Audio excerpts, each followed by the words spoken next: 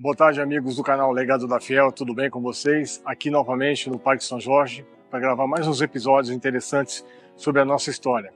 Hoje falaremos sobre um estádio, um dos mais importantes que quase não é comentado. Mas antes disso, gostaria muito que você entrasse no nosso canal, se inscrevesse aí, deixasse o seu like, que é muito importante para que a gente consiga realmente crescer e ser reconhecido na nossa plataforma, ok? Em 1914 e 1916, o Corinthians consegue seus dois primeiros títulos. Ele disputa dois campeonatos de 14 e 16, depois de ter disputado 13 e ganha de forma invicta. Só que é o seguinte, o Corinthians não tinha um campo dele para jogar.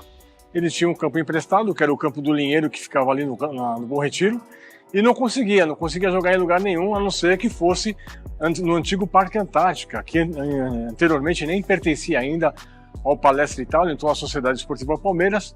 Era um campo que tinha lá na Lapa, num bosque chamado Antártica, que era o parque, que tinha um campo de futebol lá dentro. Então o Corinthians ganhou seu primeiro título de 14 e 16 nesse campo. Ele ainda, apesar de tudo, era considerado um time de esquina, um clube de esquina. Então ele queria outros horizontes. E todo mundo começava a rir quando ele tentava se projetar dentro de um cenário que não era o cenário dele ainda.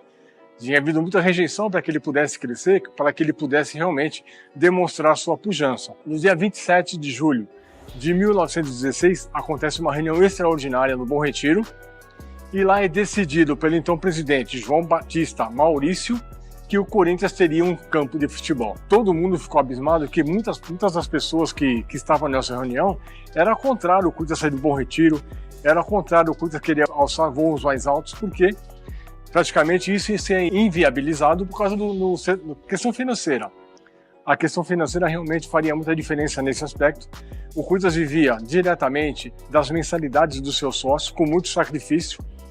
Então, para você comprar um terreno e para você fazer um campo, seria muito complicado. Na época, o prefeito era o Washington Luiz, e o nosso presidente se reúne com ele através do intermédio de Alcântara Machado, e foi decidido nesse dia que o Corinthians alugaria aquele terreno.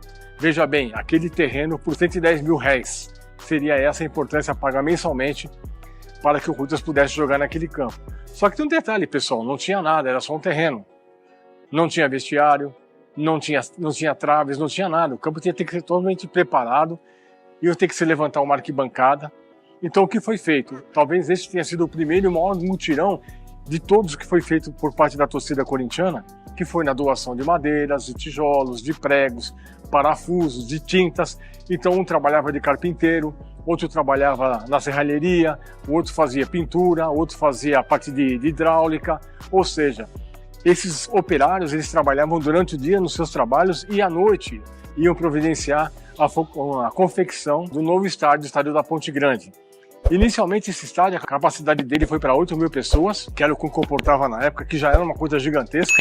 A última coisa que foi feita foi o gramado, praticamente em 1918, e no dia 17 de março de 1918, o Corinthians inaugura esse campo jogando contra o Palestra Itália no empate de 3-3.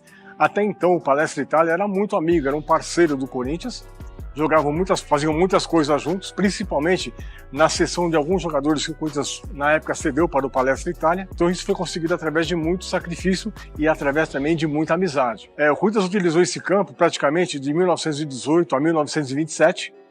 Depois de 27 a 35 ele passa para o São Bento, um time aqui da capital. Em 36 ele passa para o Clube de Regatas Tietê. E em 37 ele é demolido. Só que essa área continuou pertencendo ao Clube de Regatas Tietê, e eu tive o prazer de jogar onde o Corinthians teve o seu campo, talvez um dos melhores aproveitamentos. O Corinthians jogou nesse estádio 102 partidas, ganhando 80, perdendo 11 e empatando 11 também. Fez 386 gols e tomou 115 com aproveitamento de 82%. Ali a seleção brasileira jogou em 1925 um amistoso 1-1 contra o próprio Corinthians. O Corinthians se serviu de sparring ou de amparo contra a seleção brasileira da época e foi empate de 1-1. Um grande feito para o momento. Então tem muitos corintianos que não conhecem essa história. É uma história maravilhosa de um campo praticamente não é conhecido, se conhece muito mais o Parque São Jorge, né? E a nova arena agora, o Pacaembu veio depois, mas sempre foi um estádio que nós mandamos, mas não era nosso. Então nos estádios que nós mandamos os jogos, realmente esse é o melhor aproveitamento. 82% dos jogos que o Corinthians jogou lá, ele foi vencedor. E o mais importante de tudo isso, o seu primeiro tricampeonato, seus primeiros títulos, né, na sequência de tricampeonato, 22, que foi do centenário, 23 e 24, foram conquistados nesse campo, no campo da Ponte Grande, que fica aqui, para quem vai sentido Zona Leste, lá para Castelo Branco, fica do lado esquerdo, né? Ali fica hoje o terreno que hoje está sendo ocupado por uma faculdade, onde era o antigo Clube de Regatas Tietê. Ali o Corinthians mandou realmente as suas partidas de 1918 a 1927. Então foi um feito maravilhoso. O Corinthians realmente deve muito das suas conquistas, da sua história a esse campo. Um campo que geralmente esse campo não é citado nos episódios da história contada pelos historiadores, contada até pelas pessoas que presenciaram toda essa história do Corinthians. E ali, de fato, foi um marco para o nosso surgimento. Foi ali que nós conseguimos sair só do Bom Retiro. Foi ali que a nossa torcida cresceu muito. E esse envolvimento que teve de doar material, de doar prego, doar tijolo, doar areia, doar cimento e tudo, fez com que se tornasse, na realidade, o que está escrito lá na minha frente, aqui do outro lado da fazendinha, como o time do povo. Exatamente por esses feitos, por essa abnegação, por esse desejo realmente de mostrar o Corinthians para o mundo. Ele foi muito combatido, não queria que esse crescimento fosse assim tão acachapante, tão avassalador. E o Corinthians realmente, ele veio transformando, ele veio se embrenhando na sociedade, nas outras camadas também.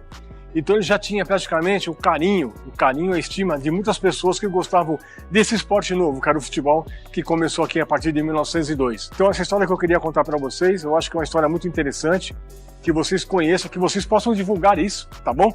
Que no nosso vídeo aí, o Legado da Fiel, você realmente compartilhe com seus amigos e possa saborear essa fascinante história do Esporte Clube Corinthians Paulista. Então um abraço para vocês, não esqueçam de deixar o seu like, de ativar o sininho, de compartilhar, de se inscrever no nosso canal, e realmente é uma satisfação enorme estar falando de mais esse episódio para vocês. Um abraço a todos e vai Corinthians!